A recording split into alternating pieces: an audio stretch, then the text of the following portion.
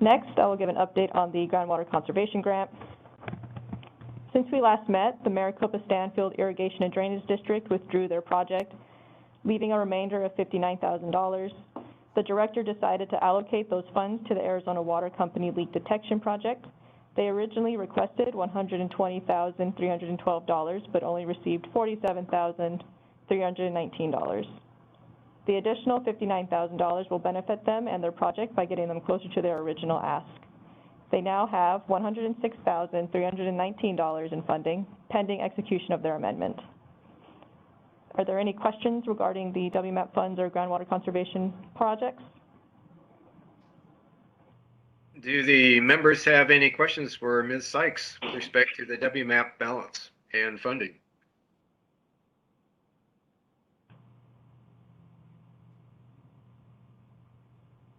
I guess one question I would have is if there's going to be a negative balance after April with respect to all three funding requirements, how will that be made up?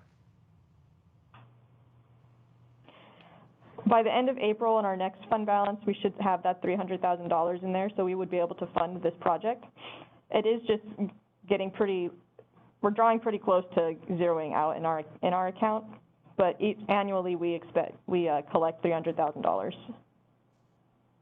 So it sounds like between all three the two current contracts and Piqua, you're going to come up short. Is that correct? Not at this time, not this year round. We just renewed the NREC for $30,000, and then Piqua has already received their funding. So this is the last project that requires funding this year. Next year, when we come to delivering funding, we may have to have a discussion on how those funds are allocated. Okay. Thank you, Melissa. Chairman, yes. Yes, Scott Riggins. Go ahead, Scott. I believe I'd like to clarify for the people that have been listening to the amount of funding. ADWR has the entire influx of funding for the WMAP programs come to them through the water duty fees that are paid to them on the 31st of March. So their balances right now do not reflect what is basically their major one-time annual influx of revenue. So the deficit, and also the Irrigation Management Service, their new funding doesn't begin immediately.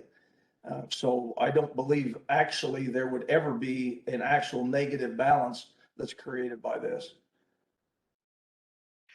Thank you, Mr. Riggins, for your clarification. Do the members have any further discussion or comments with respect to the two presentations?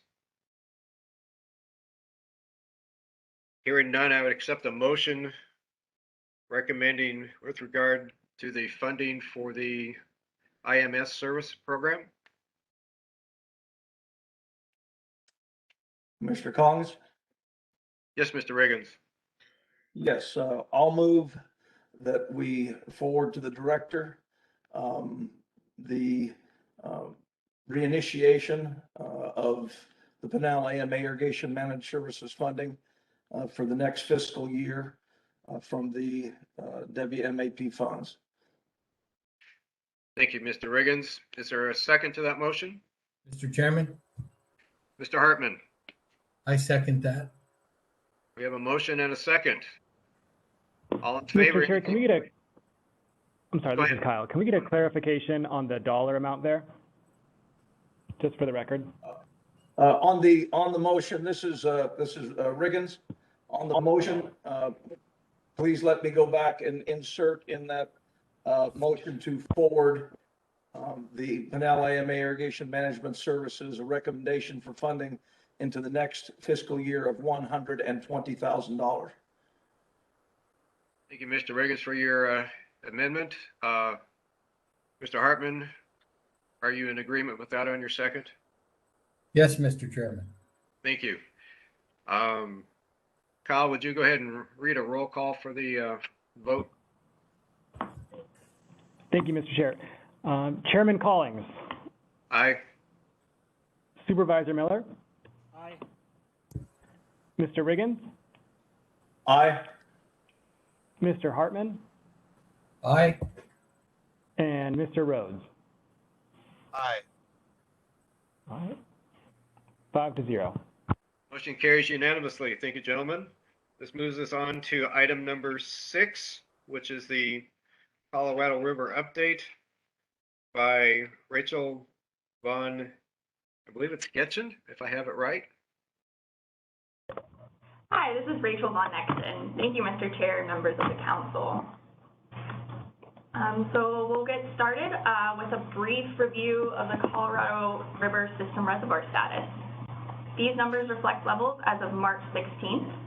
For the smaller upper basin reservoirs, beginning at the upper right and moving down, we have Fontanelle at 44%, Flaming Gorge at 78%, Blue Mesa at 29%, followed by Morrow Point at 94%, and finally Navajo at 50%.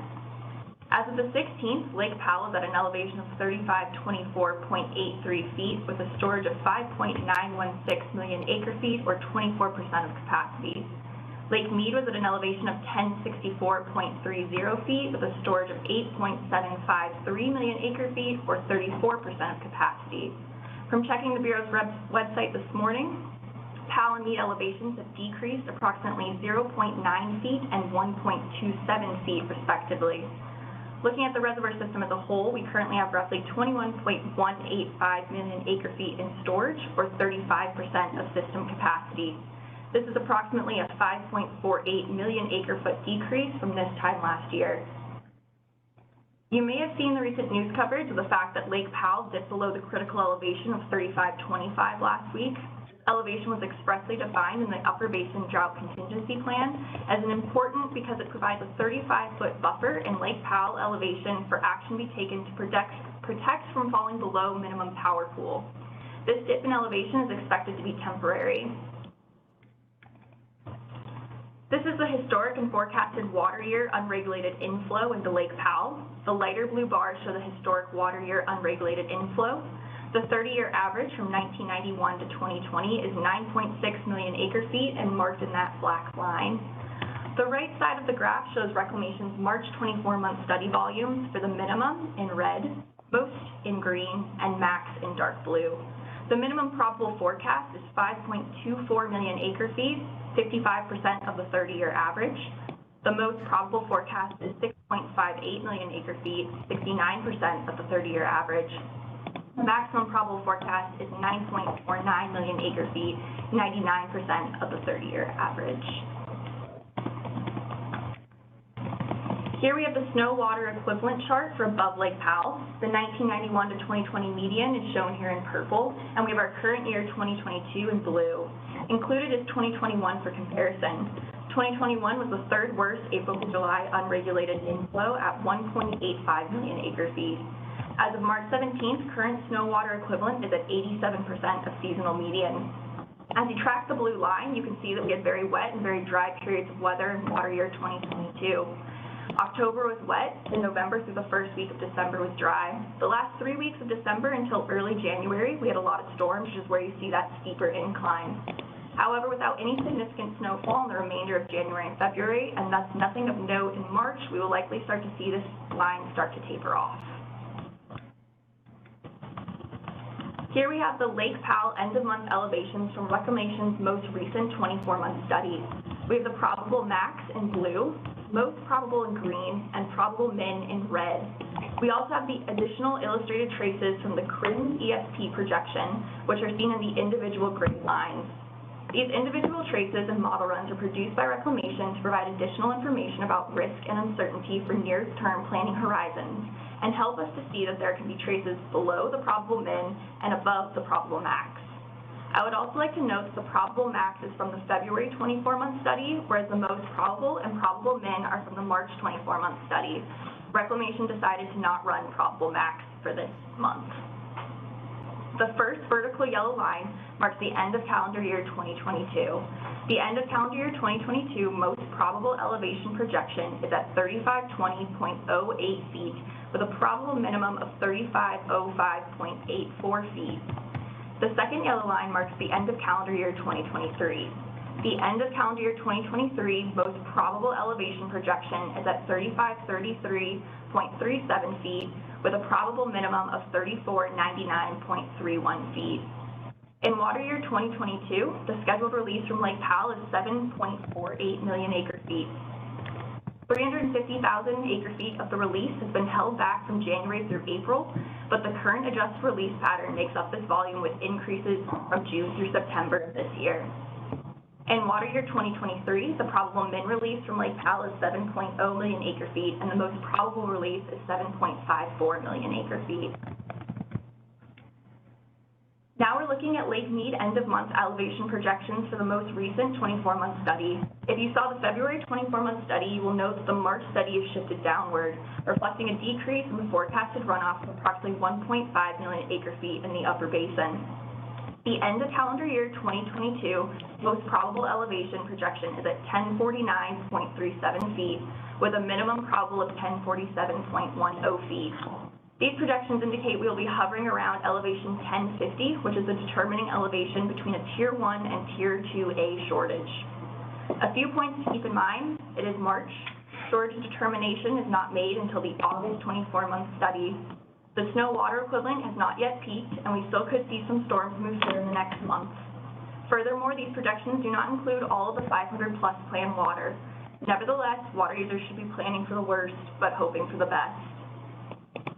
The end of calendar year 2023 most probable elevation projection is 1035.63 feet, with a probable minimum of 1020.63 feet. For the end of calendar year 2023 projections, this is quite a ways away. There's a bigger band of probabilities as shown in the graph. Similar to how we don't have all the 500 plus planned water in the model yet for 2022, there's not a lot yet in the 2023 500 plus planned water in the model, and that should help once added. Here we have the 5-year probabilistic projections of future conditions in the Colorado River system, which extend through 2026. These are typically updated every January, April, and August. However, in February 2022, Reclamation switched from using the Colorado River Simulation System, CRSS, to using the Colorado River Midterm Modeling System, or CRIMS, to provide the 5-year probabilistic projections. This change is made for a few reasons: streamline the modeling process, provide more consistency with the 24-month study and 2-year modeling projections which uses CRIMS, and results in better performance over the 5-year period. The table shown here shows the percent of traces from the CRIMS ESP run that will result in an event or system condition. These results include the 500 plus planned water included in the February model. Going through the chances of different tiers in the next 5 years, we see less than 10% of traces falling between Tier 0 elevations in each year over the next 5 years, 87% of traces falling between Tier 1 elevations in 2023, around 10% of traces falling between Tier 2A elevations in each year from 2023 to 2026, 57% of traces in 2024, 33% of traces in 2025, and 20% of traces in 2026 fall between Tier 2B elevations. And then looking to the out years of 2025 and 2026, we see 30% and 40% of traces falling at or below Tier 3 elevations. This slide shows the same information as the previous table, but in a more visual format. And it also notes the volume by which Arizona must reduce 2.8 million acre feet allotment of the Colorado River water in each shortage tier, and that can be seen in the table to the right. That concludes my presentations, and I can take questions at this time. Thank you, Rachel. Do the members have any questions for Rachel on her presentation?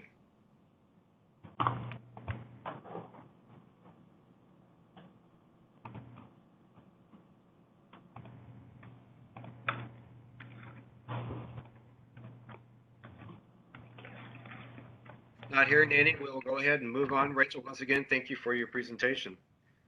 Thank you. Move on to item number 7. And Jenna will provide us with a Governor's Water Augmentation, Innovation, and Conservation Council update. Jenna, go ahead. Hi. Good afternoon, everybody. My name is Jenna Norris. I coordinate the Governor's Water Augmentation, Innovation, and Conservation Council, and I'm happy to be with you all today. And I'm going to share an update on the recent activities of the council. Let me get that intro slide up. Okay. I wanted to start off quickly just showing the website, as it's a good resource to find all of the materials that I'll be discussing today.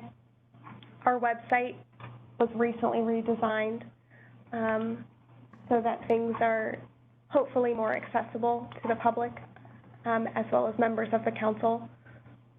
So if you go to meetings on the right-hand side, so you can go to, Governor's Water Council, and then this right-hand navigation pane, and you click on meetings. All of the meeting materials are here, and they're also can be filtered. So if you were simply just interested in the council meetings, you can apply a filter and find just the council meetings, the date they occurred, meeting recording, etc. So the same web page is under documents, but of course it's all of the documents that come out of the council and the committees rather than the meeting materials themselves. And so, for example, this is a finance report that a finance work group of the Long-Term Water Augmentation Committee put out last year, actually in 2021. So I wanted to share with you all that, and my contact information is on this webpage as well. So if you have any questions or want to look into anything further that I present today, that is where you can find it. Moving on to the update. So the council last met on November 30th. That meeting recording is linked on the slide. Chairman Director Wyszotsky started off the meeting with Colorado River update, in which he shared information about the 1030 consultation and the resulting 500+ plan. The chair then shared an update on discussion of additional management plans. And finally, the bulk of that meeting was hearing committee updates from, to the council. So I will be elaborating on those updates in my following slides. I did want to note, hopefully everybody is aware at this point, but there was supposed to be a quarterly meeting of the council tomorrow on March 25th, and that has been canceled due to the water-intensive legislative session that is still underway. So the next meeting of the council will now be in June, which is the scheduled second quarterly meeting. And I will be sending out updates on that as it gets closer. Starting with the non-AMA Groundwater Committee. That committee met ahead of the November council meeting on October 14th, and they met again on January 6th. The information about both of those meetings is on this slide, and I will talk through it as well. So at the October 14th meeting, Representative Griffin shared a summary of 2021 legislative accomplishments for water, which is followed by presentations on enhanced recharge from Keith Nelson, ADWR Senior Research Hydrologist, and Nick Haunt, Retired Director of Development Services for Mojave County. Members also discussed and revisited the goals of the non-AMA Groundwater Committee, and committee participants, along with co-chair Jamie Kelly, stated the desire to have further discussions on water management strategies such as INAs, RMAs, and subsequent AMAs at a future meeting. At the January 6th meeting, Jamie Kelly posed to the committee what are the various possible objectives, goals, and needs for additional groundwater management in rural areas, which was preceded by a number of slides summarizing the various choices for potential groundwater management structures and tools. Following co-chair Jamie Kelly's presentation was a presentation by ADWR's Carol Ward, who shared an overview of the existing voluntary options and available tools to address water availability.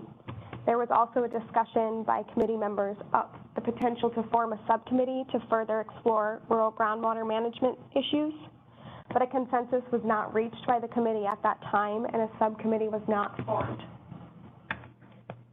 The Long-Term Water Augmentation Committee did not have a report at the November council meeting, as they had not met since August, but they have met in the year 2022 on January 13th, during which time they heard a series of presentations on weather modification and cloud control.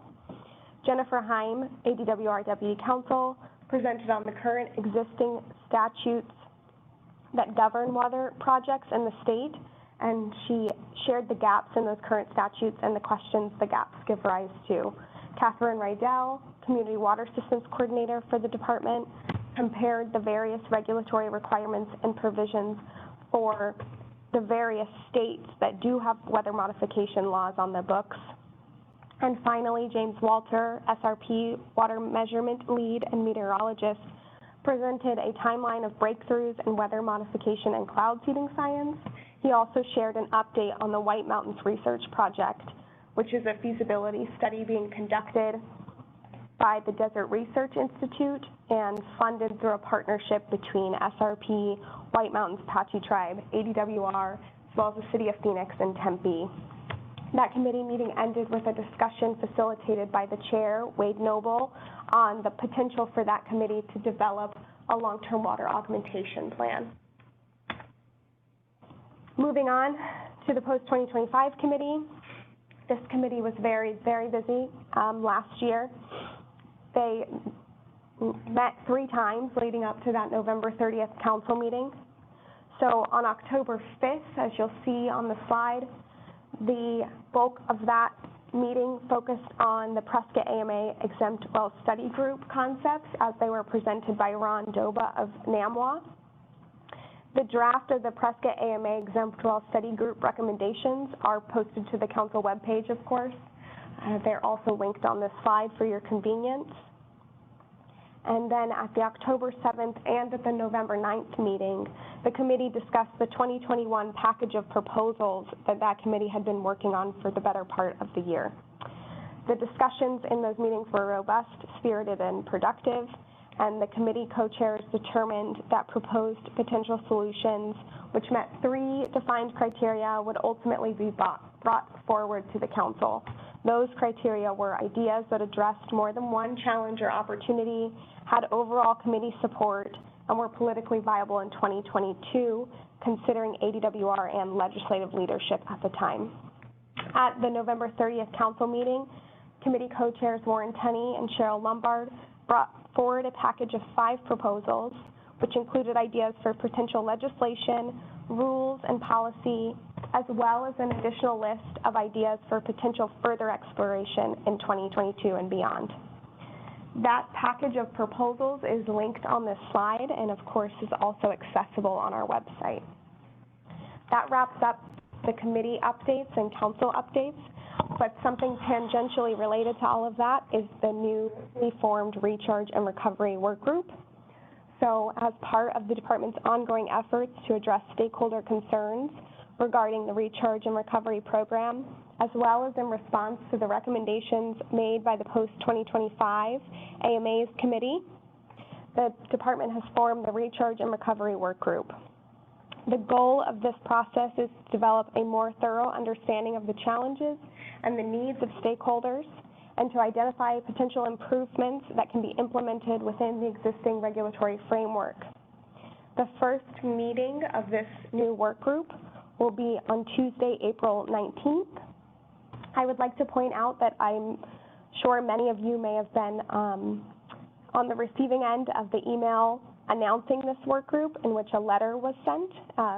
The date of that first work group has been moved from the original date of April 14th to April 19th. So the webinar login link for that work group, for that workshop, is on the slide, as well as on the new webpage created to house all of the meeting materials for this work group. And this first meeting will focus on the recovery program as it is defined in statute, with the goal of building a consistent foundational understanding that will enable focused discussions at subsequent meetings. So to kick off this process, a survey has been created that asks 2 questions to help guide preparations and ensure that the information presented at that workshop is most useful. The survey closes on this upcoming Monday, March 28th. So if you would like to contribute ideas or input, please get that in by March 28th. And finally, I mentioned that there is a new webpage that has been created to house all of this information. The webpage address is right here on this slide at the bottom. So it's on the recharge page and under the recharge and recovery work group. So if you do have any suggestions or questions about anything I've presented on today, including the work group, my contact information is on this slide, as well as Nadine Hubbard, who's the council facilitator, and John Briggins, who is our manager of the statewide planning section. So thank you again for having me. I can take any questions. Do the members have any questions for Jenna Norris on her presentation? Jenna, I do have one question. How was the membership for this group put together, or is there a defined membership for it? That's a good question. There is not a defined membership. The goal was to, solicit as much feedback as possible and to ensure that both the regulated community as well as members of the public had the opportunity to also learn about the recharge and recovery programs through this group. And so the distribution list I used to email out the announcement was both the council distribution list as well as the management plans distribution list, which is hundreds of, we felt that was a good cross-section of all of the parties who have been involved in these types of groups in the past with the department, but it's open to anybody who is interested in participating. Very good. Thank you, Jenna. Do the members, any other members have questions of Jenna with regard to her presentation?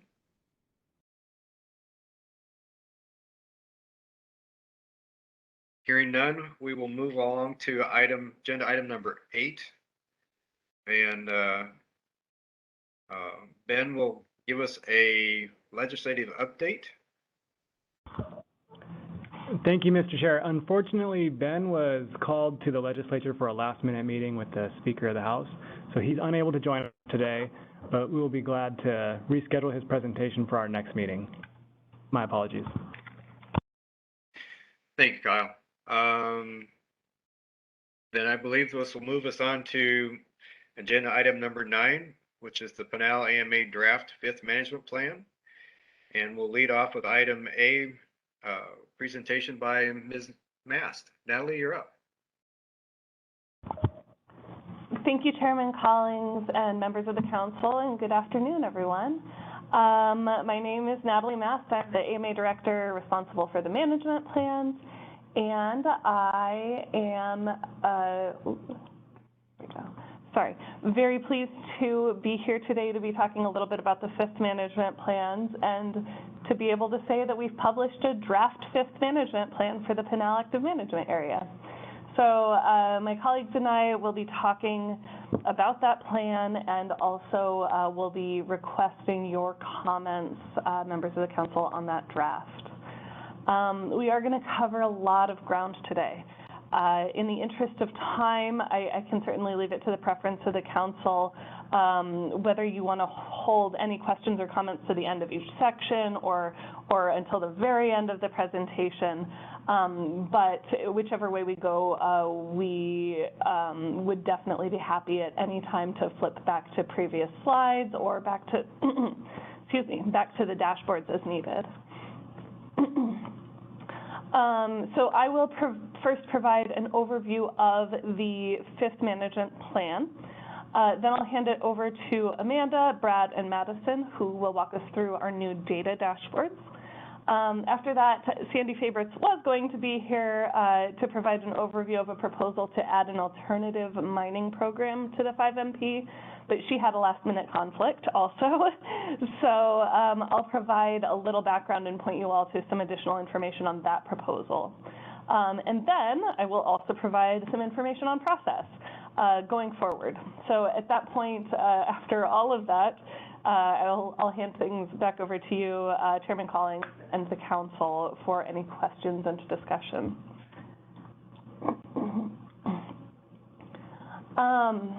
To start out here, I know you all are aware of the Groundwater Management Act and familiar with the provisions there, But what I really wanted to point out here is that since that act was passed in 1980, a lot has changed. But we are pretty confident it is very clear that the state of Arizona and the active management areas are in a stronger and more resilient position because of this law. The Groundwater Management Act set forth a variety of requirements. It created the initial AMAs, and it created a series of 5 management plans for the AMAs. The plans were designed to be incremental, gradually increasing conservation requirements over time, moving toward the management goal of the AMA, which for the Pinal AMA is to allow development of non-irrigation uses and to preserve existing agricultural economies in the AMA as long as feasible, consistent with the necessity to preserve future water supplies for non-irrigation uses. The statutory requirement of conservation programs in the management plans is to reduce withdrawals of groundwater. And reducing withdrawals of groundwater or reducing overdraft serves both parts of the Pinal goal by extending the availability of agricultural supplies and conserving water for future non-irrigation uses. The plan we're discussing here today is the 5th management plan, the last in that series. Assuming we meet the adoption timeline I'll lay out later, the requirements in the 5th management plan will go into effect on January 1st, 2025, and will remain in effect until the legislature determines otherwise. We began the process to develop the 5th management plans in mid-2019. We conducted an extensive stakeholder process, working with folks across the AMAs and across sectors to develop conservation programs for the 5 MPs that were responsive to stakeholder concerns and would function to reduce withdrawals of groundwater. Over the course of last year, we worked to put the concepts into draft regulatory language and to draft the narrative to support those requirements. We intend to spend much of this year working through the legal adoption or promulgation process for the 5th management plan for each AMA. The draft 5th management plan was published to ADWR's website on January 31st. The management plan's webpage also includes links to the low water use plants lists, Supplement 1, which lists allotment data for each ag rate, and to a report that was published on January 31st that details the method for analyzing overdraft and discusses the status of each AMA with regard to its goal. One of our major goals for the 5 MPs was to streamline these documents. And much of that streamlining could be achieved by referring to supplemental information rather than including extensive detail within the plan. For example, rather than extensively detailing geologic structures and hydrologic conditions, we point to the most recent model report. This both allows the management plan to be streamlined and also ensures that the reader is directed to the most up-to-date information available. This was particularly important for the 5 MP due to the indefinite timeline of this plan. By streamlining, we were able to condense the document from 11 chapters to 8 chapters. We also added an executive summary, which provides a brief overview of the document and helps to point the reader to additional detail throughout. Another way we streamlined the document was moving much of the data online. Previous plans had extensive data tables printed in the document, but those tables were unable to be corrected if errors were found and could not be updated with additional years of data over time. The growth of interactive online tools has allowed us to move much of that previously static data online, allowing us to provide additional detail and to improve our transparency by making more of our data more readily available. In addition to interactive tools and downloadable data on our data page, we also published a comprehensive report which includes a description of the aspects of overdraft, how ADWR analyzes those aspects, and like I said earlier, the status of each AMA with regard to its management goal. We do plan to present more information about this report and the status of the Pinal goal at a future GUAC meeting. The result of these structural updates for the plan is a plan that is more accessible, is easier to navigate, and has data and references that will remain updated despite the indefinite timeline of the 5MP. In addition to those structural changes, the 5MP also contains significant updates to conservation requirements. We began the development process for the 5MPs with in-person meetings in mid-2019, but moved to an online-only format in early 2020 due to the pandemic. In order to address some of the challenges of holding these types of meetings online, we developed a number of strategies. The use of the chat function in our online meetings, pauses in the meetings to allow time for people to type questions or speak up, online questionnaires for additional questions or feedback after the meeting, and the fifth management plan's concepts page, which you can see on your screen. The concepts page was developed as an effort at transparency and improved communication, providing a one-stop location for quick summaries about each of the proposals we were developing, data about those proposals, and references to meetings where those proposals were discussed, and stakeholder comments about those proposals. Eventually, we added draft regulatory language for each of the proposals to this webpage, and this page is still available and functions now as an overview of the updates made for the 5MPs, which allows stakeholders to explore some of the history of the development and the rationale for development of each of the 5MP conservation programs. We've talked about many of these items in previous meetings, but I'll also provide a quick overview today. In the recharge chapter, there was language related to the storage of water in areas with shallow depth to water that was originally added in the third management plans. This language had not previously been enforced, at least partially due to a lack of clarity about what shallow meant. In order to be transparent about how that language would be enforced, the draft language for the 5MP has been expanded to include a definition of shallow as 50 feet or less below land surface, and to create a report which will further narrow that definition to define those areas within the AMA that are actually deemed to be shallow, starting with that 50-foot starting point and further refining those areas from there. This allows us to both narrow and update those determinations of those areas over time.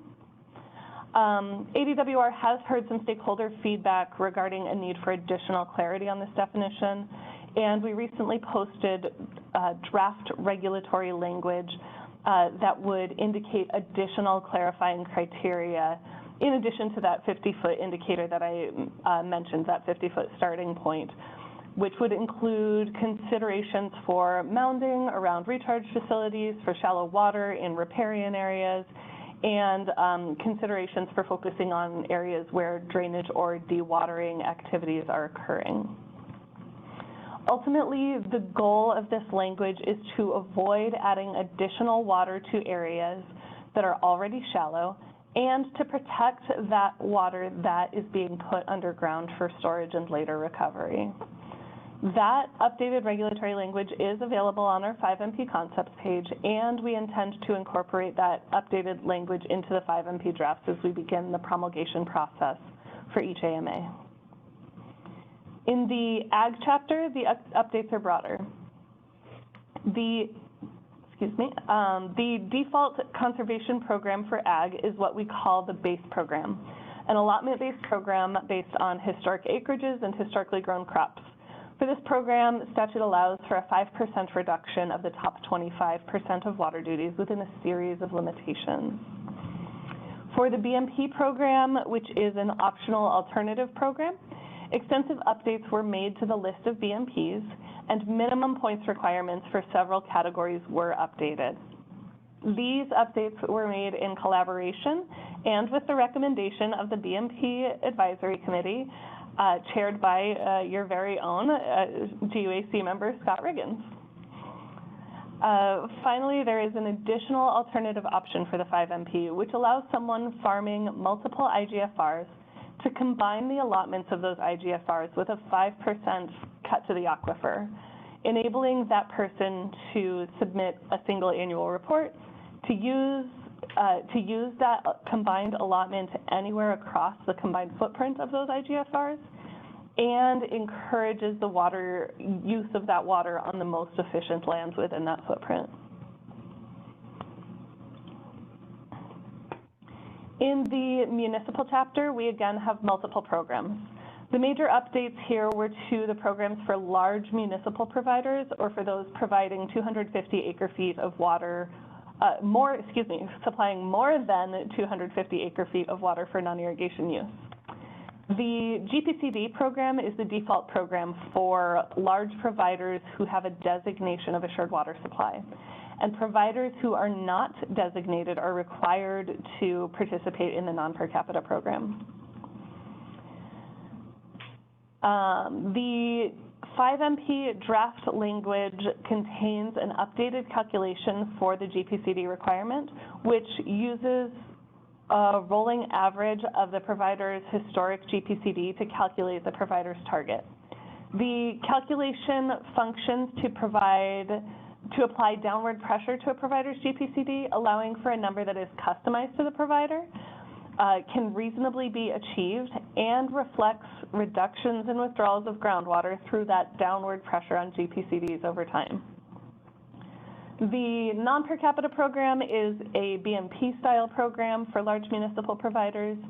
Designated providers may opt into this program, and undesignated providers, again, are required to be in this program.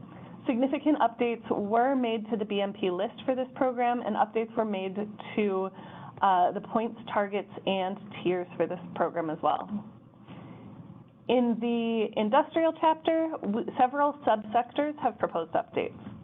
For power plants, a minor update allows for a modification to be made to cycles of concentration requirements if blowdown water will be beneficially reused. For golf courses, the method for calculating conservation allotments was redesigned to better reflect overseeding practices and more recent consumptive use analyses. And for non-golf turf facilities, the allotment calculation was split in two: a less generous calculation for facilities with greater than 30% water-intensive landscape, and a more generous calculation for facilities with less than or equal to 30% water-intensive landscape. This is designed to incentivize those more efficient types of landscape, and includes a provision to provide a consideration for parks and schools where additional turf may have functional purposes like sports fields. As I mentioned earlier, in addition to the updates to conservation requirements, the draft 5MP simply looks different than previous plans. We've worked to streamline, move things into interactive online formats, and we've also worked to add information about how folks can participate and be engaged. These GUAC meetings are one way that people can be engaged. Jenna talked earlier about the council and the opportunity for engagement there. And AMA staff are available by phone and email for one-on-one support, whether it be a specific annual report question, a question about historical data, or an idea for improvement. That all said, the transparency and data availability improvements are one of the things we are most proud of in all of this. So with that, I'll hand things off to Amanda to introduce the sector dashboards. Amanda?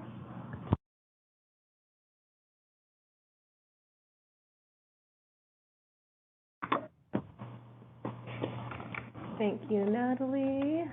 Good afternoon, Chairman and members of the Council. I'm just going to navigate to the page that we need here.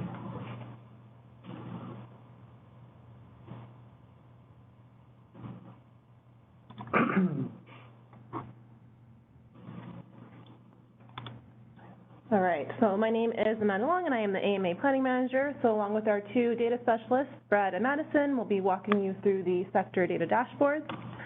As Natalie mentioned, the dashboards were created for each sector, agricultural, industrial, and municipal, as a supplement to the fifth management plans and also to support our general data transparency efforts.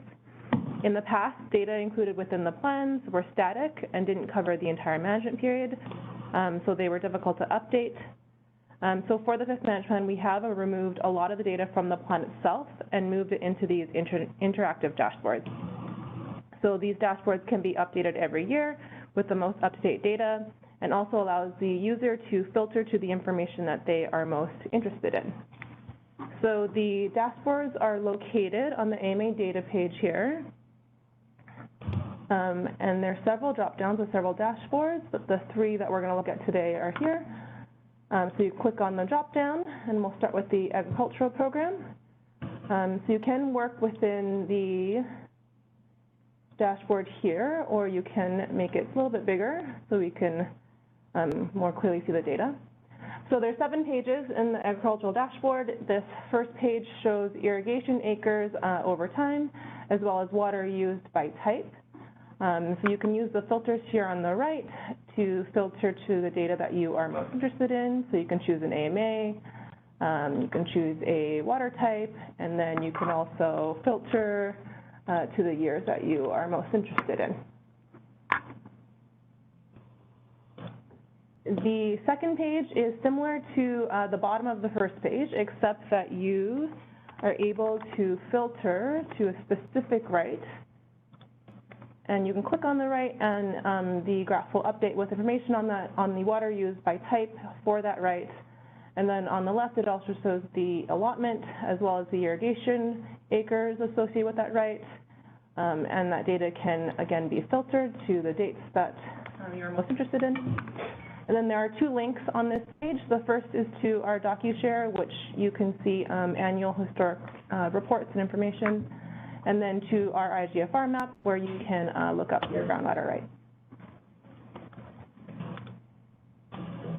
The third page shows flexibility account balances by right. So again, you can type in the rights that you are interested in, and it will show you the flexibility account balance for that right.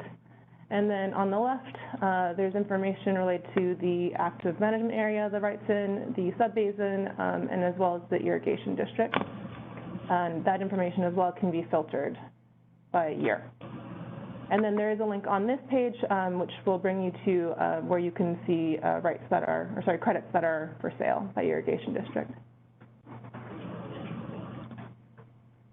So this next page shows the water used by type by irrigation district. So you can choose the irrigation district that you are interested in and filter the data to that. And then as well filter the time as the other pages. So these next 2 pages are related to the Best Management Practices program. And it shows the BMPs that were implemented in Category 3 on this page, and then Category 4 on this page. And so this one you can, again, filter the time, and then you can choose the AMA that you're interested in. This one only shows Phoenix and Pinal, as there's only participants in the BMP program in Phoenix and Pinal. And then this final page just shows some definitions that are relevant to this dashboard. So with that, that's the agricultural dashboard, and I will pass it over to Brad to walk you through the industrial one. Good afternoon, Mr. Chair and members of the council. My name is Brad Niska. I'm the Industrial Program Data Specialist, and today I'm just going to walk you through the industrial-specific data dashboard. So the layout's pretty similar to the agricultural one that Amanda just walked through with you. You can see here, up top we have industrial demand by subsector, and on the right it breaks down the facility type into several different colors for you. And on the bottom left you can filter out for which AMA you'd like to see. So for Pinal, yeah, see here how it's broken up. You can use this little selector to choose specifically what facility type you want to narrow it down to, and then years on the bottom. For our next one, we have demand by supply source broken down. So again, we have the facility types on the left. This time we broke down turf a little more into depth to show cemeteries, golf courses, etc. So you can see specifically what you're looking at. We have the water sources at the top broken up into these colors. And then again, AMA here. You can see mostly groundwater dominated. And then again, the slider. This third one is turf, facility demand, and allotment over time. So in the light blue, we have compliance use, which is for facilities that use groundwater and effluent. That number is adjusted to remain in compliance with management plans regulations. Then we have total use in the darker blue and allotment quantity in the red. And again, we have AMA here down at the bottom, facility types broken up, and then on this one you can decide, you can filter out if it's used groundwater or not, yes or no, so you can just see more specific data. And then similar to the ag dashboard, our last slide is just definitions for you for quick, easy reference. And that's it for the industrial dashboard. I will now pass to Madison for municipal. Thank you, Brad. Good afternoon, Mr. Chairman and members of the council. My name is Madison Moreno, and I am the Municipal Data Specialist in the AMA section, and I will be presenting the Municipal Dashboard today. The first page is just an overview of all of the municipal providers and some basic information, as in their water right number, the active management area that they are located in, their conservation program, and if they're a designated provider, and their service area population. You can use the search bar to look for a specific water provider that you're interested in, or you could search by AMA, and it'll show all the providers located within that AMA. This pie chart down here shows the 2020 supply by water type for each provider. It's specific to each provider, so it changes with the different selection. It will be updated every year to the most recent year available, so this is 2020 supply. As you can see, if you hover over, it'll show you the exact acre-feet amount and the percentage for each water type. This line graph shows the demand over time, which is a 20-year interval of 2020 and 2000 at the beginning. So if you hover over the line for the year, it'll show you the exact acre-feet. Next slide is supply and demand broken up by large provider and small providers. So the default for this page is large providers. So if you'd like to switch between small and large, you can switch between the two. This first bar graph shows supply over time between the interval of 2000 and 2020. You'll see here, if you hover over, it'll show you the exact amount of acre feet used by each water type. You can narrow that down even further between the AMA and see that, and by water type. If you'd like, this demand over water time is broken up by three uses of non-residential, residential, and urban irrigation over that 2000 to 2020 period.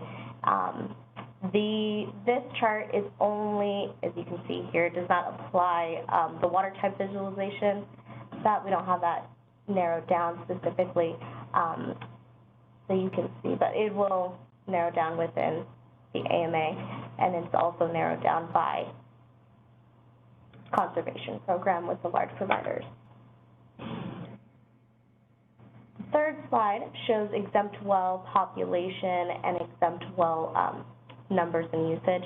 So this first graph shows the number of exempt wells and the exempt well population. And if you hover over, you can see the exact amount throughout the years. And this bottom bar graph shows the estimated well pumpage for exempt wells, and you can also narrow it down by AMA. For the fourth slide, it shows the large provider conservation programs. As you can see through each of the programs and through lost and unaccounted for water, you can also narrow it down by AMA, this reporting year is specific to this chart over here, the 10 most frequently implemented BMPs, and then the conservation program, which you can see is narrowed down to the lost and unaccounted for water. This first donut chart shows how many people or providers are within each conservation program. So if you click over to Pinal, you can see that there are 5 providers within the modified non per capita conservation program.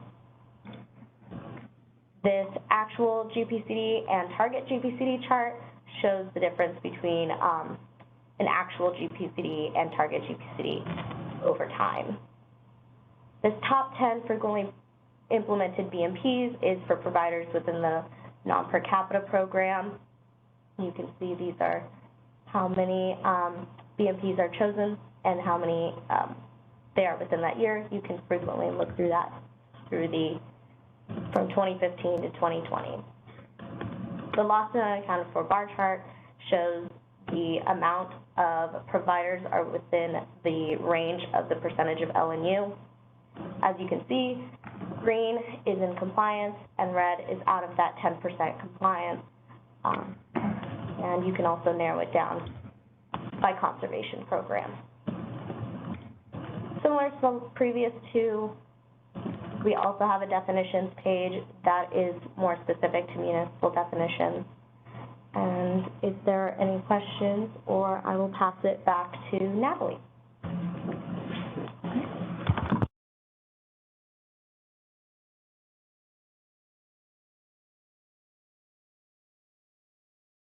Yes, I have one quick question with respect to the dashboards. When I was going through the draft management plan, the dashboard for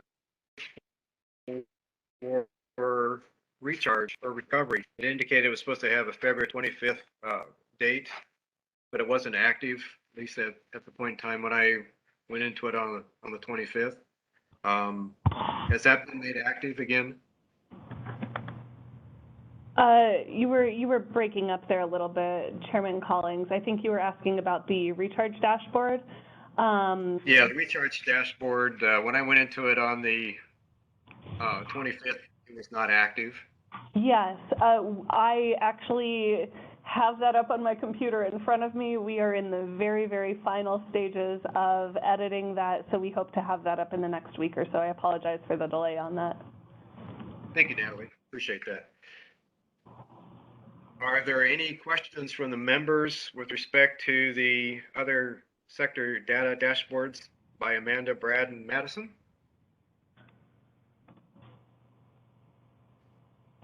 Hearing none. Natalie, did you want to do a brief presentation on the mining proposal? Yeah, I'll provide some information on the mining proposal and also on the next steps. Could we switch back to, I'm not sure how to exit. Oh, sorry about that. Give us one moment, please. Not a problem.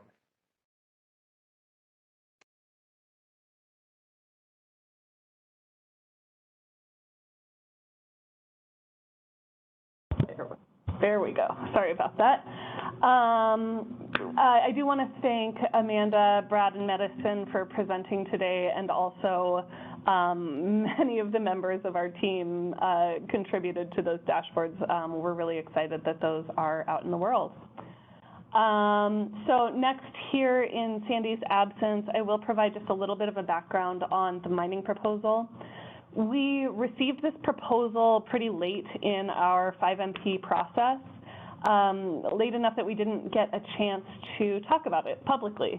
So despite that, staff really saw it as a well-developed proposal that warranted consideration.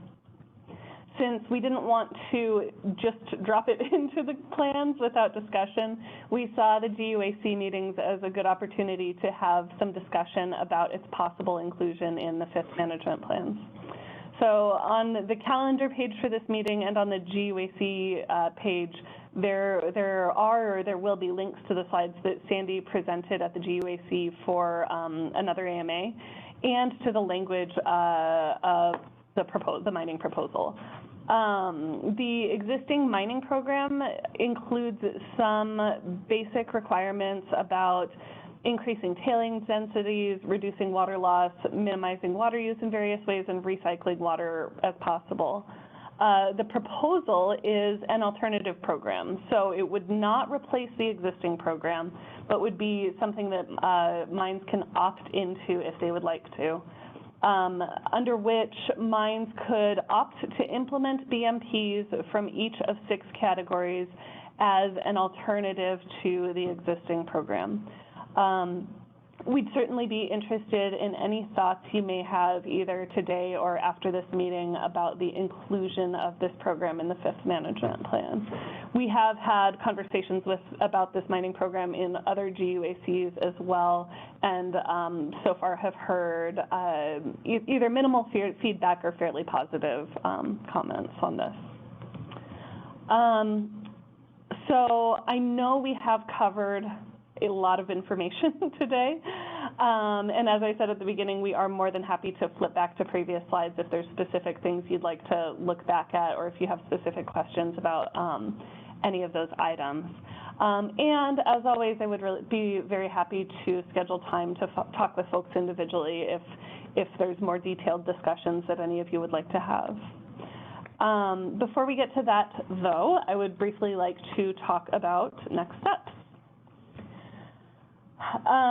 Statute indicates that the GUACs are to comment to the area director and to the director on draft management plans for the active management area before they are promulgated. And ultimately, the purpose of this presentation today is to provide a baseline of information to allow for those comments.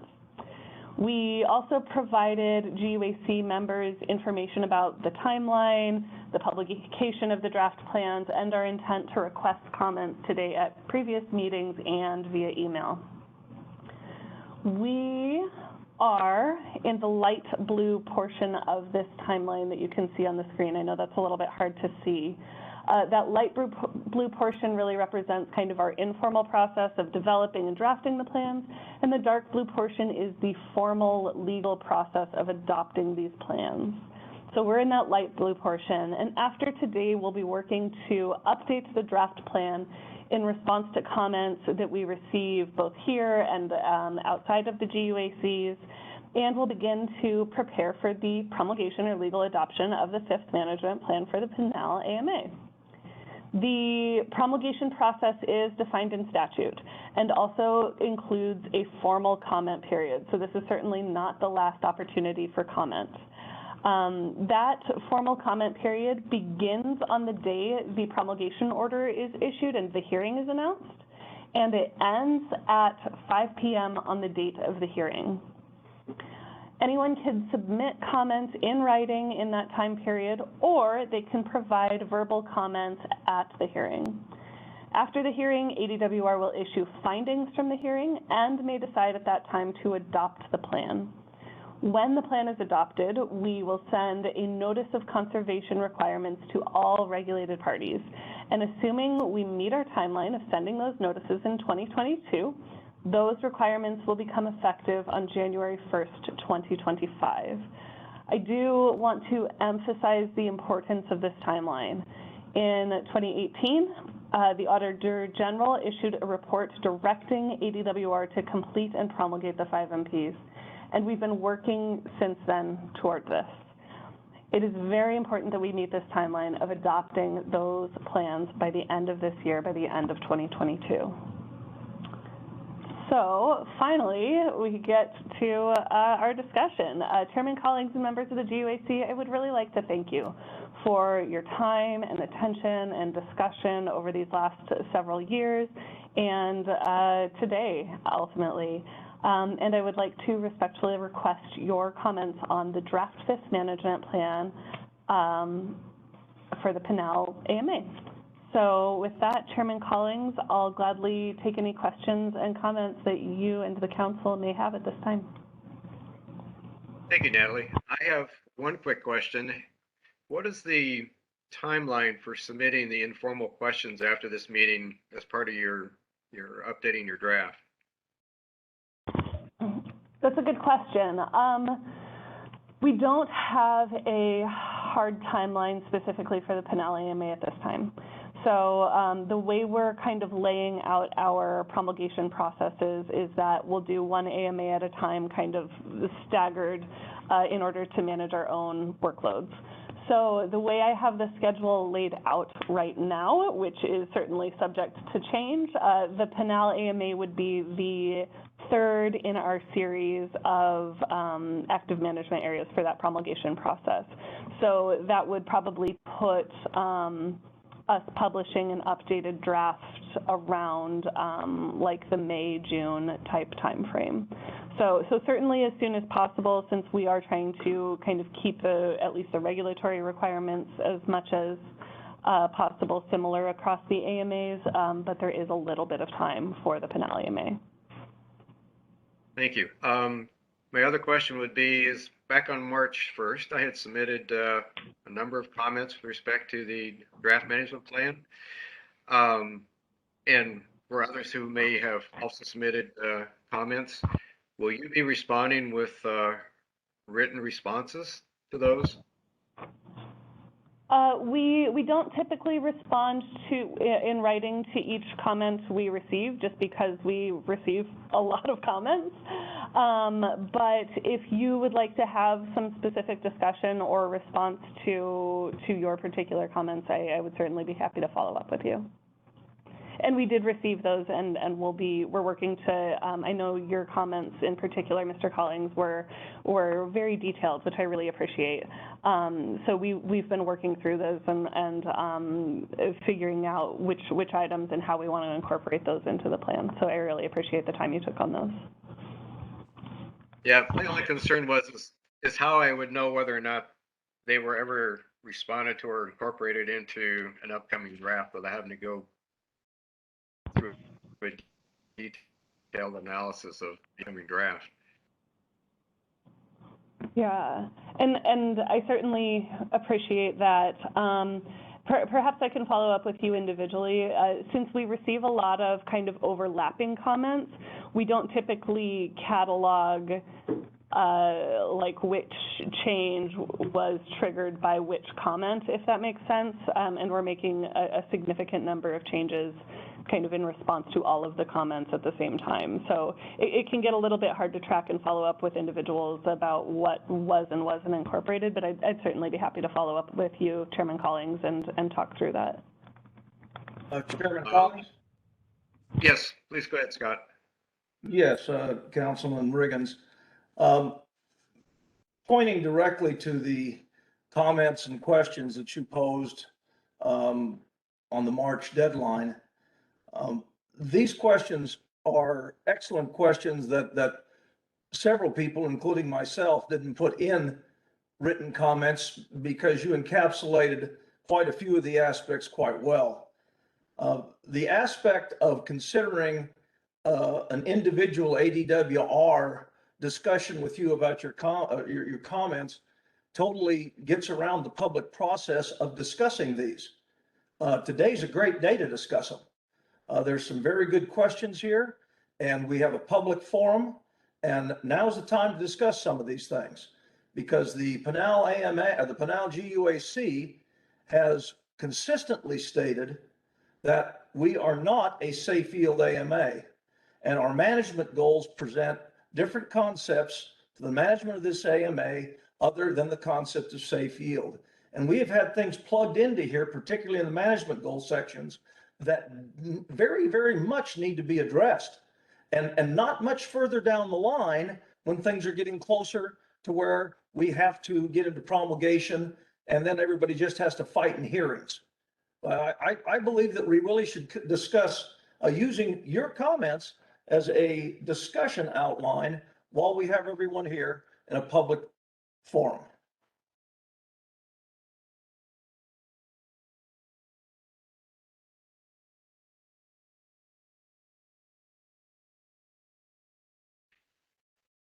Thank you, Scott. I'm going to say, because my comments were so detailed, I was somewhat reluctant to try to get into them today without everyone having access to those comments as they were written. Natalie, would it be possible for you to disseminate comments received to date to the members so we can take a look at them and then come back to another GUAC meeting in the very near future and review them? Chairman Collins? Yes. I didn't mean to get in front of Natalie on that, but your comments are totally available on the webpage. Oh. That's the reason I have them. I have them sitting in front of, I have them sitting in front of me right now. I had not checked the webpage. Appreciate that, Scott. I was wondering how you were had access to those. Well, in fairness, all of the written comments that were presented at that time are available on the management plan portion of the webpage. Right, just to expand on what Scott said, thank you, Mr. Riggins. We do, anytime we receive any comments in writing, we do post those to our webpage, really in the interest of transparency and making sure that folks can see what other people are saying about a given portion of the plan and a given policy. So that is our practice pretty much across the board for management plans, is to post written comments online.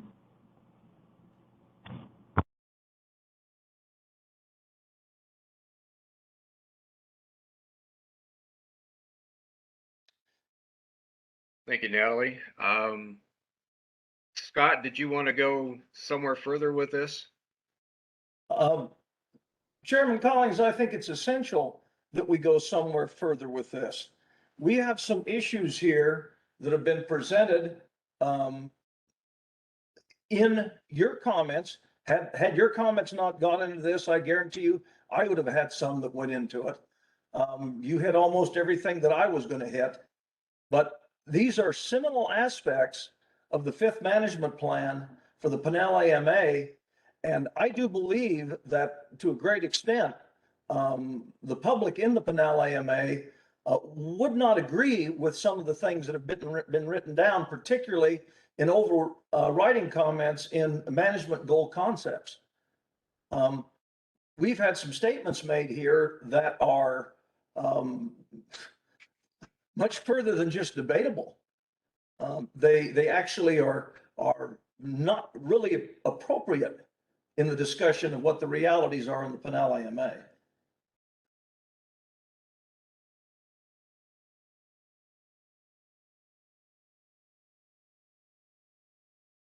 Chairman Natalie, Collins, Chairman Collins, yes, this please. is Supervisor Miller. If I may. Mr. Miller, yes. I think, and to Scott's point, I think the answers to the questions are probably the most relevant thing. I mean, I guess if this is as a, I'm going to use a term that hasn't been said here, but a public hearing of a process, and these questions are brought up, then how do we know if the response to them and how do they become part of the program? Are they maybe amendments to this plan going forward? I mean, I guess that's where I'm having a difficult time understanding how you would connect these questions and how they are relevant to the plan as a whole. Supervisor Miller and Chairman Collins, I can kind of respond to the update question there. The draft that was published on January 31st was intended as an initial draft, and our plan is to accept comments from the public, from the GUACs, and then make updates to that initial draft and publish an updated draft with the hearing notice for each AMA. So there is still potential for additional updates to be made ahead of the hearing, but we're planning to publish those updates with the hearing notice, kind of kicking off that promulgation process. So that second draft that I'm referring to here is really kind of the formal draft plan, if you will, and this is kind of an informal draft plan for discussion. Chairman Collins? Yes, go ahead, Scott. And I agree with what Ms. Mass just said, other than one aspect of it. When is the time for discussion? There needs to be a public airing of these comments, not just a few opportunities to put some things in writing and then a final throw at it in front of a lectern at the public hearing. The time for this is now. We have some aspects that have been stuck in to the discussions of the fifth management plan for the Pinal AMA, particularly in management goal philosophy, which is overriding and absolutely needs to be aired and discussed. There are decades of absolute insistence by the Pinal AMA that their management goal is not the same as everyone else's. But in the way that they have handled this, they have tried to push it in exactly that fashion.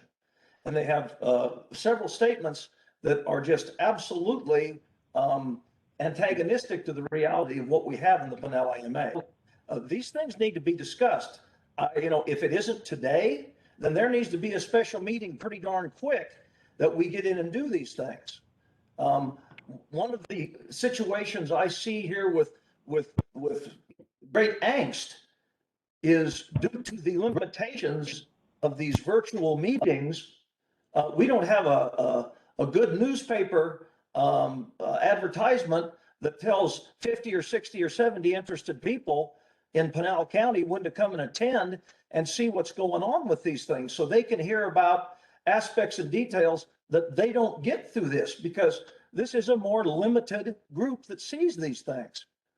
And by not having a public airing and discussion of this, we're not getting this out and representing the residents and the people that participate economically in the Pinal AMA. Mr. Riggins and Chairman Collins, I agree with you that public discussion of these things is important.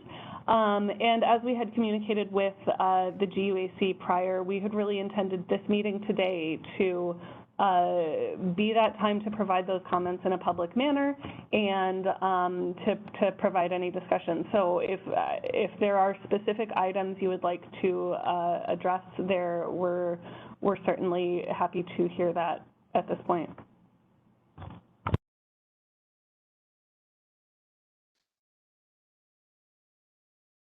Chairman Collins? Mr. Riggins? Were you prepared today to take your comments and lead a discussion with ADWR staff that we have virtually right now and go through these items to the point to where at least we all understand where our major disagreements are? Candidly, no, I wasn't actually prepared to do that in this current public forum. And I'm not sure that some of the other members of this body have had access to, I know, my comments, and I haven't had access to other folks' comments. I think it might be better suited that we have a specific GUAC meeting to delve into all the comments that have been currently presented and have responses back from the DWR staff, AMA staff, to those comments. Chairman Collins? Yes, Mr. Riggins. In that being, and by the way, I fully agree with you that there has really not been the preparation on these issues to discuss with ADWR by the GUAC, I believe, at this point in time, because they have not truly been aired. They haven't been seen to where we can discuss them publicly. I am fully prepared today to go ahead and go through these things point by point and argue them out fully.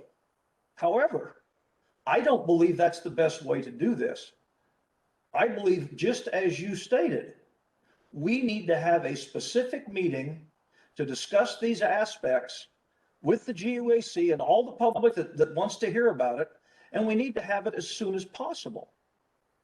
And we absolutely need to have it before we even contemplate any kind of recommendation with going forward with consideration of promulgation.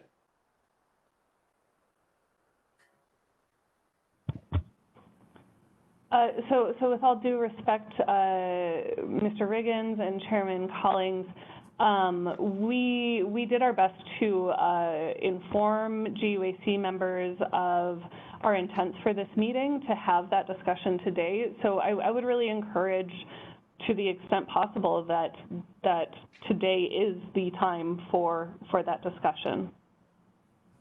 Then, Natalie, given that, I would like you to go through point by point all of those items that I raised in my written comments and have a response to those. Thanks, Chairman Collings. If you could give us just one moment, we'll see if we can get that pulled up on the screen, sir. Certainly. Thank you, Natalie. Chairman Collins, I see Brian Hartman has his hand up. Yes, Brian, go ahead. Yeah, thank you, Supervisor Miller, Chairman Collins.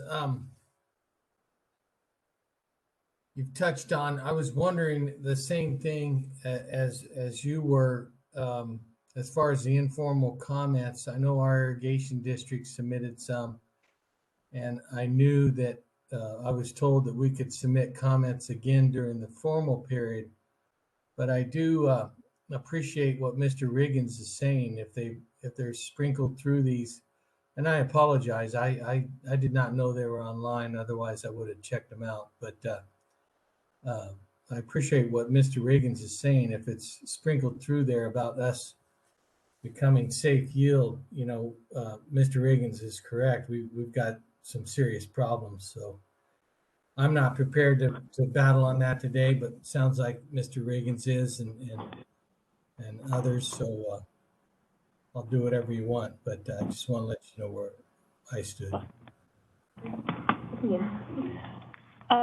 Thank you, Mr. Hartman. And I will emphasize, if there are references to safe yield, I can guarantee that was inadvertent, and we will certainly be following up to make sure that those are removed. Often with these types of things, there's kind of template language that we use across the AMAs, and it's possible that we missed some of the areas that we needed to update for the Pinal AMA. So I do apologize if that's the case, and we'll certainly get any references to safe yield corrected. I say in the executive summary, the second, third, and fourth comments that I've presented are of primary concern to myself, as it sounds like also Scott Riggins. I was concerned about what I consider to be an arbitrary and conservative position taken that a balance is necessary between existing agricultural demands and future non-irrigation demands. If either cannot be met, then the goal is not being met. To me, that's a very subjective and ambiguous statement. And I'm not sure how it would be enforced or quantified. And I think we need to have the rationale and justification behind that statement. Sure. Mr. Collings, Chairman Collings, I appreciate that comment. So with regard to the goal specifically, there is a lot of information about how the goal was interpreted. How we look at the Pinal goal and how we interpret that goal in the overdraft report that I mentioned earlier in my presentation. Our intent is to use a future GUAC meeting to have a full presentation on that report, on some of that methodology, and really get into the weeds of that at a future meeting. So for this particular item, I would really encourage maybe putting that off and allowing that specific management goal and analysis type of discussion for when we can have that more full discussion about that report. Chairman Collins. Mr. Riggins. In all due respect for the concept of this coming out of the overdraft safe yield and management goals report, would love to discuss many phrases that are in that as well. But I don't see where this conversation is going to happen in a public forum prior to the request for a furtherance to take the steps towards promulgation. Where does this happen, Ms. Mast? When do we have this meeting? Can we schedule it? Can it be 2 weeks from now? That would be fine with me. Would love to. But the statement that Chairman Collins just went over is exactly the trouble that comes into so many statements that is made in the management goal philosophy concepts that have been enumerated in the draft 5th management plan. Not being able to discuss that now neuters the ability to discuss almost any of it, because that is exactly where the problem is. Mr. Riggins, I think what I would emphasize here is that the kind of methodology behind how we interpret the management goal is one thing, and how that really applies to the management plan itself is another thing. They're certainly related, but the way the management plans and the management goals are connected is that by statute, the management plans are to move toward the management goals by reducing withdrawals of groundwater. So despite the AMA, despite the goal, or no matter the AMA and no matter the goal, the management plans and the conservation programs work to reduce withdrawals of groundwater. So really that's kind of, I think that's the more important piece, is that we worked to design the conservation programs to reduce withdrawals of groundwater. Yes, the interpretation of the management goal is important, but it's a little bit secondary to that statutory requirement to reduce withdrawals of groundwater. Chairman Collins, would you please let me respond to that one? Can I respond to that statement that was just made? Scott, let me respond first. Okay, go right ahead. My biggest concern here is this language sets the stage for an interpretation that the Pinal Active Management Area is becoming a safe yield AMA.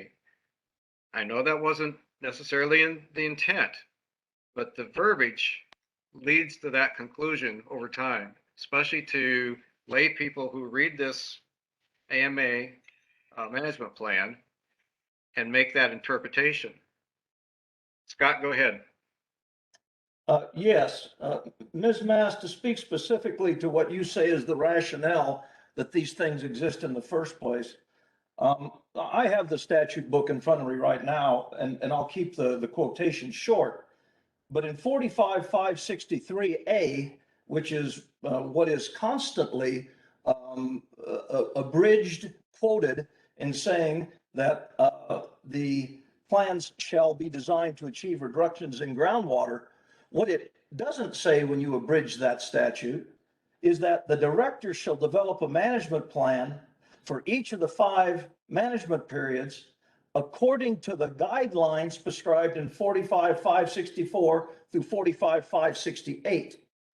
In 45-568, which is the 5th management plan, and its subsequent 45-568.01 and .02, it says exactly, not with any ambiguity at all, what things can be done to reduce groundwater.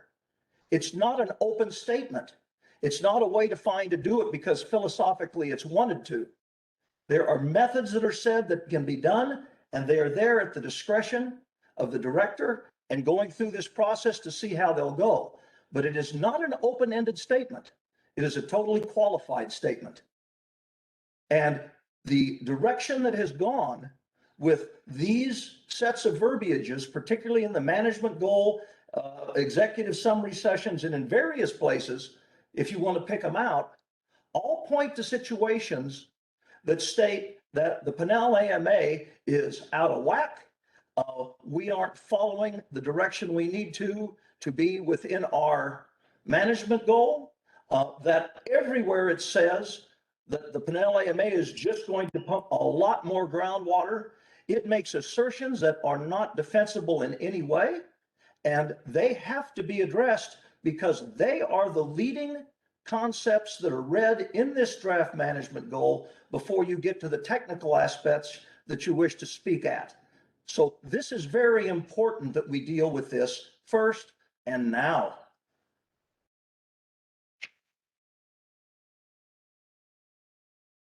I would also point out that these same concepts are reiterated in Chapter 2, Supply and Demand, under the Communication and Assessment sections in 2.7.3. So it occurs, as Scott said, in more than one place, not just in the executive summary. In matter of fact, in that section, in the first paragraph, it states safe yield has been used twice when this term is not applicable to the AMA. It should be replaced, I feel, with the phrase that the Pinal AMA management goal versus safe yield to be technically correct. Thanks, Mr. Riggins and Chairman Collins. We can certainly review those passages in the plan. And again, as I mentioned earlier, we can follow up with Mr. Collins. I don't know that, very honestly, that we're going to be able to come to any resolution to this today. I'm not going to be able to answer this directly at this point without digging into more of the details of what exactly is written in the plan, but we'll certainly review these comments and consider them in relation to the plan. Chairman Collins. Mr. Riggins. I must vigorously object to the statements being made that these issues being brought up will be handled with a follow-up with you personally. And I don't direct that at you, I direct that at Ms. Mass for making it. These are public issues that need to be discussed publicly. These don't need to be done through a narrow channel, they need to be done through a wide channel. In your overdraft safe yield and management goals report, in great big bold letters at the end, you make the statement, due to groundwater not being available for future residential development. Well, for one thing, that may be the case right now, but it's absolutely not certainly the case in the future. And due to the anticipated acceleration of groundwater pumping in coming years, and I don't know how in heck you come up with that assertion, because anyone that runs any wells in the Pinal AMA knows that at a certain economic point, you can have all the rights in the world, but you can't afford to pump the water to put it out on agricultural crops. There are things that are said here that are blatantly incorrect. So when we end that statement in great big bold letters, the Pinal AMA is not currently meeting and is not expected to meet its management goal. Them's is fighting words. You've taken this thing to a place where we're not dealing with the disagreements that we have. And this is what gets us into trouble. We are trying to just progress with this timeline and get into promulgation without having the vigorous public debate over these things that have been put into these documents. Mr. Riggins, I apologize. I did not mean to imply that we would be doing anything as part of a private process. As I mentioned earlier, when I said I would follow up with Mr. Collins, my intent there was specifically with the relation to his comments, but there is a public process, which is, as I mentioned earlier, that updated draft, that any of those comments would be incorporated into an updated draft, which would be posted publicly, and then there is an additional public comment period as a part of that promulgation process. There's certainly no intent to have any lack of transparency about any of this. I appreciate that a great deal. However, all the directions that you are talking about are situations that are written qualifications and checking of websites and emails going back and forth. Before there is any action, I hope, taken by this GUAC to recommend this draft fifth management plan, there needs to be an airing of these specific items, not at the 1 hour and 40-minute point into a 2-hour meeting. The entire meeting needs to be about this. And there needs to be understanding that there might be a loud voice for me in this right now, but believe me, the number of people that aren't participating in this particular forum that's fairly limited right now are very, very much agitated by the way that this wordage and how this has been presented. And if we're going to go someplace in this public process, we need to have another meeting and we need to discuss this specifically.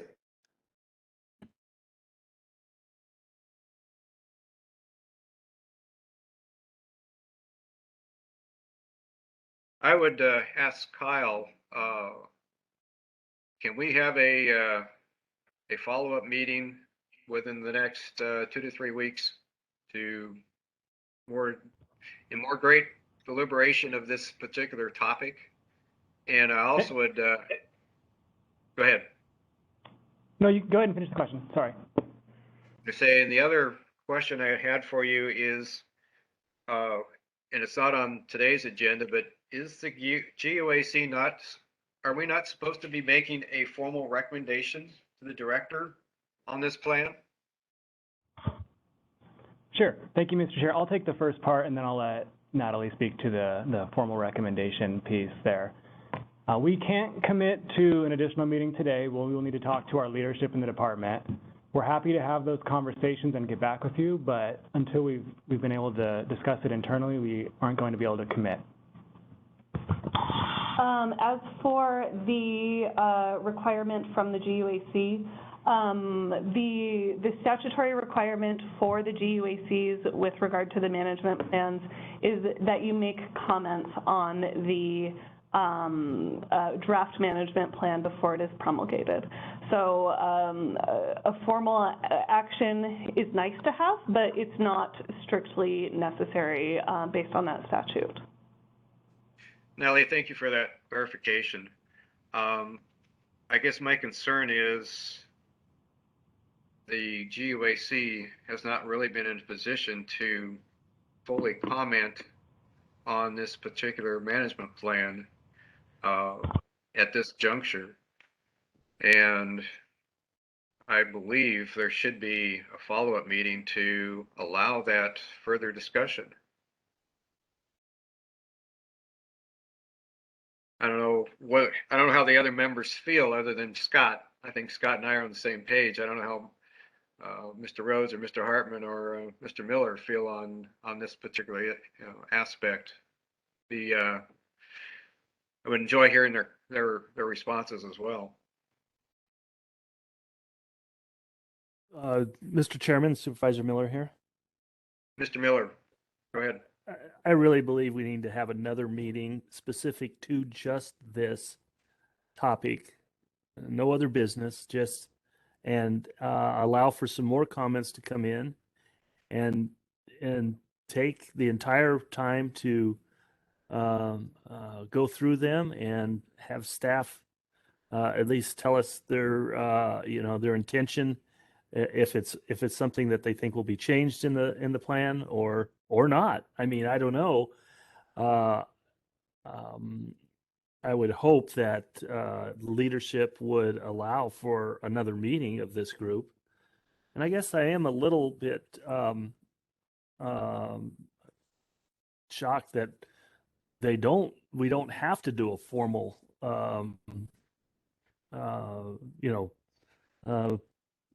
comment or formal approval of the plan. I just think that I thought we kind of were put together for that reason. But that being said, I really think more discussion has to be done, in more detail, and that if there's any way we can have another meeting to go, line by line and address these. I think if you looked at the comments, you might be able to cluster them if coming in from different entities to address them in a more of a package type scenario for each of the comments. But I think that we should be owed at least that opportunity to go through all of those comments. That's my thoughts. Thank you, Supervisor Miller. Do either of the two Brians have any thoughts on this? Mr. Rose or Mr. Hartman? Hey, Mr. Chairman, this is Brian Rose here. I agree with Mr. Miller. I know I wasn't prepared at all for, ready to make comments on this. And so I think another meeting that specifically addresses that would be, very helpful if not necessary. Chairman Collins, Brian Hartman here. Mr. Hartman. Yeah, I'm in agreement with you all and stand with Mr. Riggins and you and Supervisor Miller and Rhodes. We, anytime you mention safe yield, it brings great concern. So we definitely need to vet this out. And I would formally request with Mr. Riggins and you that we do have another meeting. Thank you. Kyle, is that sufficient direction to see about putting together another meeting with respect to this one topic? And the other concern I had with respect to the comment that Ms. Mast made with respect to a future presentation on the overdraft safe yield report is it's coming after the intended action. I have read through that entire report. I have some serious concerns with it as it relates to comments it makes about the LMA. But it kind of leads that a person down the road that yes, we should become a safe yield AMA. So I'm concerned that that's being used as a basis to proceed with some of the comments within this active management plan.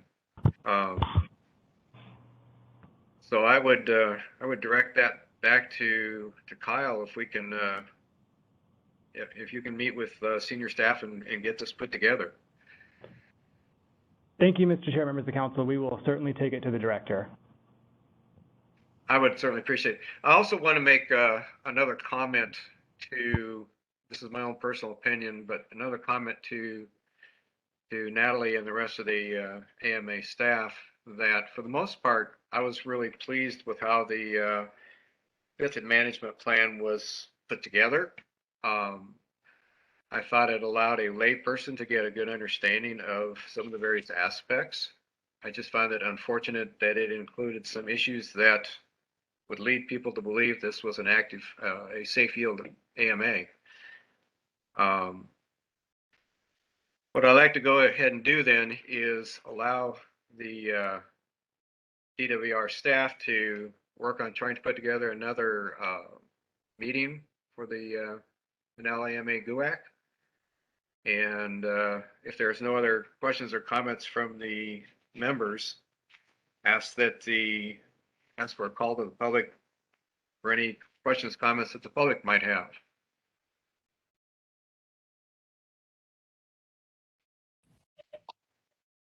Chairman Collins, this is Jake Lenderking. Yes, Jake, go ahead. Hi, thanks. Thanks, Chairman Collins. Thanks, members of the committee. I want to really express my thanks to Natalie and her team for putting all this together. There's a lot that goes into a management plan. You guys did it really quick, and there's a lot there. We had a couple of thoughts, and I just thought I'd take this moment to just share those with you. One is one we wrote about, and that's the conservation tiers. Our two bigger cities in Pinal are very, very small compared to cities in some of the other AMAs, yet they're going to be in the next few years pushed into the highest conservation tier. So a city in Pinal that might have 60 or 70,000 people is going to be in the same level of conservation tier requirements as, say, Chandler, Gilbert, Tempe, Scottsdale, City of Phoenix, where they may have millions of people. So I just want to reiterate my desire for another tier above that that 30,000 connection threshold. I also want to express some concern around the consistency with management plan around recovery. You know, I have a real strong appreciation for the work that's trying to be done there. I like the updated draft. I still feel that it's going to actually encourage water levels potentially to go higher in some areas because they'll be deemed not consistent with the management plan. So pumping will be cited away from areas that have a lot of groundwater. It's a very specific concern we have in our service area in and around the city of Maricopa. For our Santa Cruz service area, water levels are between 50 and 100 feet today. So we think that policy might take a big chunk of our recoverable water in the future and not allow it to be recovered. Lastly, I just wanted to put out a general request that of all the AMAs and all the issues that are going on, I think Pinal's had a lot of them. We're dealing with the loss of cap water. The irrigation districts and farmers have been scrambling, probably working double or triple time in some instances. The landowner developer groups and home builders, along with the water utilities, are all working really hard towards finding other alternative assured water supplies since the assured water supply program has been shut down. So I just put before you respectfully, can we be the last AMA to go forward, that we can spend some additional time in this and maybe a little additional time with DWR talking about how to make these, some of these areas I talked about really work for conservation and really work for the providers. We just need a little more time. Thank you. Thank you, Jake, for your comments. Are there any more comments from the public?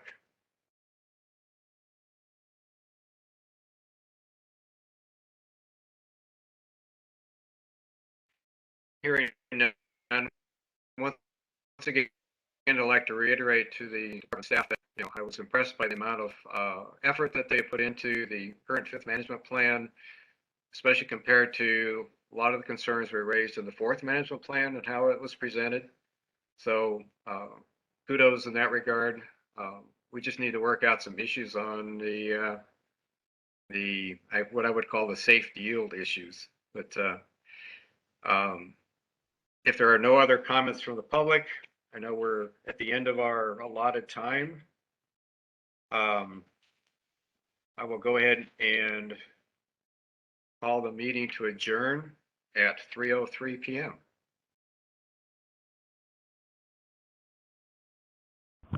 Thank you, everyone. Chair, members of the council.